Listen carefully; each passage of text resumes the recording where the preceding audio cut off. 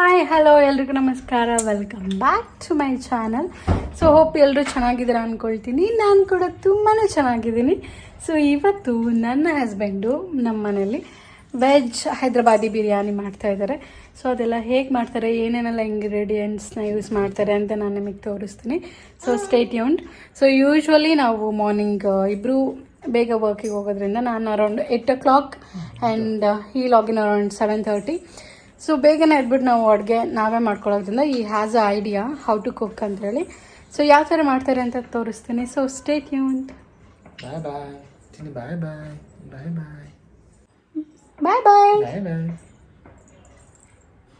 Subscribe ಮಾಡಿ. So veg Hyderabadi biryani ಮಾಡಕ್ಕೆ ಬೇಕಾಗಿರೋಂಥ ಸಾಮಗ್ರಿಗಳು: ಕರ್ಡ್, ಗಾರ್ಲಿಕ್ ಜಿಂಜರ್ ಪೇಸ್ಟ್, ಈರುಳ್ಳಿ ಆ್ಯಂಡ್ ಇದು ಬೀನ್ಸು, ಆಲೂಗಡ್ಡೆ, ಕೊತ್ತಂಬರಿ ಸೊಪ್ಪು, ಪುದೀನ, ಕ್ಯಾರೆಟ್ ಆ್ಯಂಡ್ ಬಟಾಣಿ. ಸೊ ಇದು ಹಸಿ ಬಟಾಣಿ ತೊಗೊಂಡಿರೋದು, ಅಥವಾ ನೀವು ಬೇಕು ಅಂತಂದರೆ ನೆನಾಕ್ಬಿಟ್ಟು ಕೂಡ ತೊಗೊಬೋದು. ಸೊ ಇಲ್ಲಿ ಒಂದು ಕಡೆ ನೀರನ್ನ ಕುದಿಯೋಕೆ ಇಟ್ಟಿದ್ದಾರೆ, ಒಂದು ಕಡೆ ಬಂದ್ಬಿಟ್ಟು ಸೊ ಇನ್ನೊಂದು ಕಡೆ ಅಕ್ಕಿನ ನೆನಾಕಿಟ್ಟಿದ್ದಾರೆ. ಇದು ಬಾಸ್ಮತಿ ರೈಸ್, ಅದನ್ನು ನೆನೆ ಹಾಕಿದ್ದಾರೆ ಸ್ವಲ್ಪ ಬೇಗ ಕುದಿಯುತ್ತೆ ಅಂತ. ಸೊ ನೀರು ಕುದ್ದ ಮೇಲೆ ಅದಕ್ಕೆ ಹಾಕಿ ರೈಸ್ನ ಪ್ರಿಪೇರ್ ಮಾಡ್ಕೊಳ್ತಾರೆ. ಸೊ ವಿಷಲ್ ಮಾಡಿಸ್ಕೊಳ್ಳೋದಿಲ್ಲ, ಅನ್ನನ ಬಸಿತಾರೆ. ಸೊ ಹಂಗಾಗಿ ಸೊ ಈಸಿಯಾಗಿ ಬರುತ್ತೆ. ನೆಕ್ಸ್ಟ್ ಏನೆಲ್ಲ ಸ್ಟೆಪ್ ಇದೆ ಅಂತ ನನ್ನ ಹಸ್ಬೆಂಡ್ ತೋರಿಸ್ತಾರೆ. So stay tuned. ಸೊ ಕುದಿಯೋಕೆ ಇಟ್ಟಿರೋಂಥ ನೀರಿಗೆ ಸ್ವಲ್ಪ ಆಯಿಲ್ನ ಮಿಕ್ಸ್ ಮಾಡ್ತಿದ್ದಾರೆ, ಬಿಕಾಸ್ ಅನ್ನ ಆವಾಗ ತುಂಬ ಚೆನ್ನಾಗಿ ಬಿಡಿ ಬಿಡಿಯಾಗಿ ಬರುತ್ತೆ ಅನ್ನೋದಕ್ಕೋಸ್ಕರ. ಸೊ ಇದು ಚೆನ್ನಾಗಿ ಕುದ ಮೇಲೆ ಅಲ್ಲಿ ಪಕ್ಕದಲ್ಲಿ ಒಂದು half an hour to 1 hour ರೈಸ್ನ ನೆನೆಸಿಟ್ರೆ ಸಾಕು. ಆ ರೈಸ್ನ ಇದಕ್ಕೆ ಆ್ಯಡ್ ಮಾಡ್ತಾರೆ. ಜೊತೆಗೆ ರೈಸ್ ಫ್ಲೇವರ್ಸ್ ಚೆನ್ನಾಗಿರಬೇಕು ಅಂತ ಹೇಳ್ಬಿಟ್ಟು ಎಲ್ಲ ಥರ ಮಸಾಲೆನ ಕೂಡ ಇದಕ್ಕೆ ಆ್ಯಡ್ ಮಾಡ್ತಿದ್ದಾರೆ. ಸೊ ಯೂಶ್ವಲಿ ಪಲಾವ್ಗೆಲ್ಲ ಏನೇನು ಯೂಸ್ ಮಾಡ್ತೀವಿ, ಪಲಾವ್ ಎಲೆ ಆ್ಯಂಡ್ ಚಕ್ಕೆ, ಏಲಕ್ಕಿ, ಲವಂಗ ಪ್ರತಿಯೊಂದನ್ನು ಕೂಡ ಇದಕ್ಕೆ ಹಾಕಿದ್ದಾರೆ. ಜೊತೆಗೆ ಸ್ವಲ್ಪ ಉಪ್ಪು, ರೈಸಿಗೆ ಬೇಕಾಗಿರೋಷ್ಟು ರುಚಿಗೆ ತಕ್ಕಷ್ಟು ಉಪ್ಪು.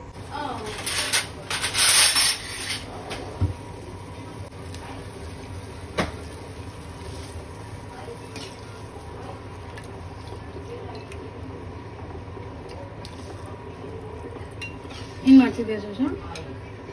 ರೈಸ್ ನೆನೆಸಿರೋದನ್ನ ವಾಟರ್ ಬಾಯ್ಲ್ ಆದಮೇಲೆ ಅದಕ್ಕೆ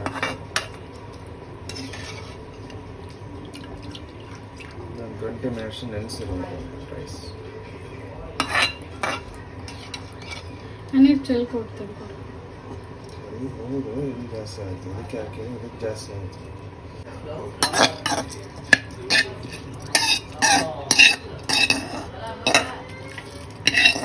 ಏನಕ್ಕೆ ನೆನೆಸ್ಬೇಕು ಅಂದರೆ ಸ್ವಲ್ಪ ಬೇಗ ಬೇಯುತ್ತೆ, ಒದ್ದಾಡಿಯಲ್ಲ ರೈಸ್. ಅಕ್ಕಿನ ತುಂಬ ಹೊತ್ತು ನೆನೆ ಹಾಕಿಟ್ಟಿರೋದ್ರಿಂದ ತುಂಬ ಬೇಗನೆ ಬೇಯುತ್ತೆ. ಆ್ಯಂಡ್ ಅಲ್ಲಿ ಹಾಕಿರೋ ಎಲ್ಲ ಸ್ಪೈಸಸ್ ಕೂಡ ತುಂಬ ಚೆನ್ನಾಗಿ ರೈಸ್ಗೆ ಇಟ್ಕೊಳ್ಳುತ್ತೆ.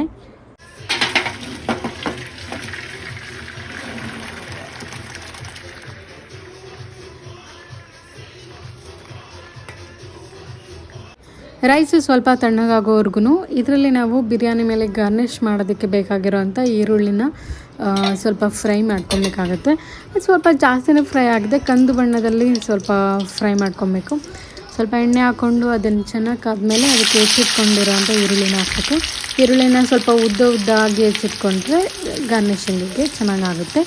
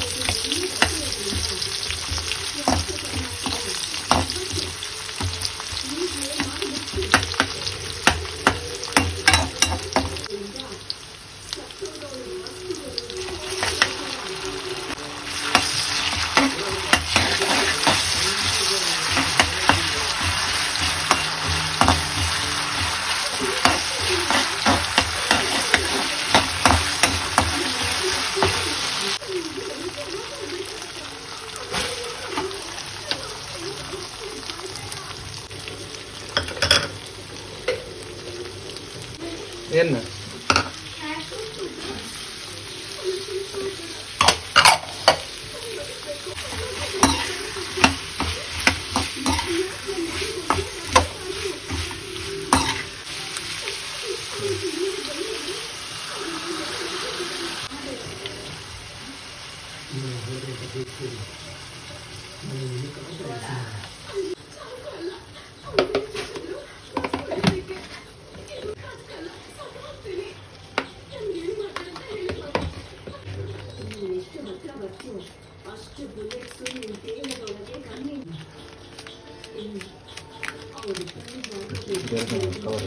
ಯಾವ್ದು ಅಂತ ಹೆಂಗೆ ಹೇಳೋದು ನಾನು? ಗರಂ ಮಸಾಲ ಮತ್ತೆ ಇದು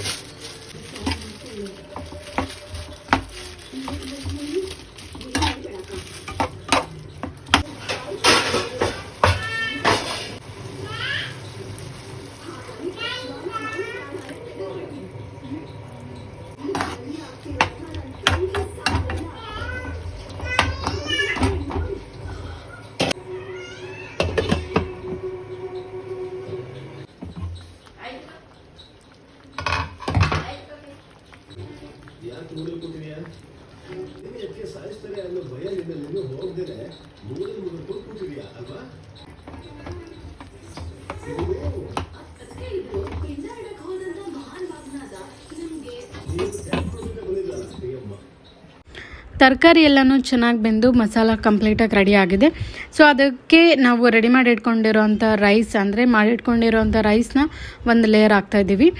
ಒಂದು ಲೇಯರ್ ರೈಸು ಮತ್ತು ಒಂದು ಲೇಯರು ಮಸಾಲೆ ವಿತ್ ರೈಸ್ ಹಾಕಿದ್ಮೇಲೆ ಗಾರ್ನಿಷಿಗೆ ನೀವು ಮುಂಚೆ ಕರೆದಿಟ್ಕೊಂಡಿರೋ ಅಂಥ ಈರುಳ್ಳಿ, ಪುದೀನ ಆ್ಯಂಡ್ ಕೊತ್ತಂಬರಿ ಸೊಪ್ಪನ್ನು ಕೂಡ ಹಾಕಿ. ಆ್ಯಂಡ್ ಇದು food colouring, it's completely optional. ಬೇಕಂದರೆ ಹಾಕ್ಕೊಬೋದು, ಇಲ್ಲ ಅಂತಂದರೆ ಬೇಡ. ನಾವಿಲ್ಲಿ ಫುಡ್ ಕಲರಿಂಗ್ ಕೂಡ ಆ್ಯಡ್ ಮಾಡಿದ್ದೀವಿ. ಆ್ಯಂಡ್ ಮತ್ತೆ ತೆಗೆದಿಟ್ಕೊಂಡಿರುವಂಥ ಇನ್ನೊಂದು ಲೇಯರ್ ಮಸಾಲಾನ ಆ್ಯಡ್ ಮಾಡಿ ಅದ್ರ ಮೇಲೆ ಕೊನೆಯದಾಗಿ ಕಂಪ್ಲೀಟಾಗಿ ಉಳಿದಿರೋಂಥ ಎಲ್ಲ ರೈಸನ್ನು ಹಾಕಿ ಕ್ಲೋಸ್ ಮಾಡ್ತಿದ್ದಾರೆ.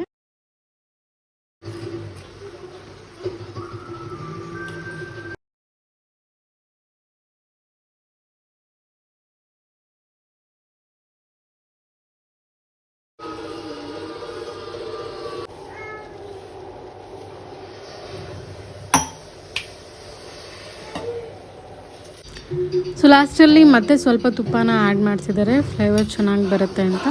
ಇಷ್ಟ ಆಗೋದಿಲ್ಲ ಅನ್ನೋದಾದರೆ ನೀವು ಸ್ಕಿಪ್ ಮಾಡ್ಬೋದು.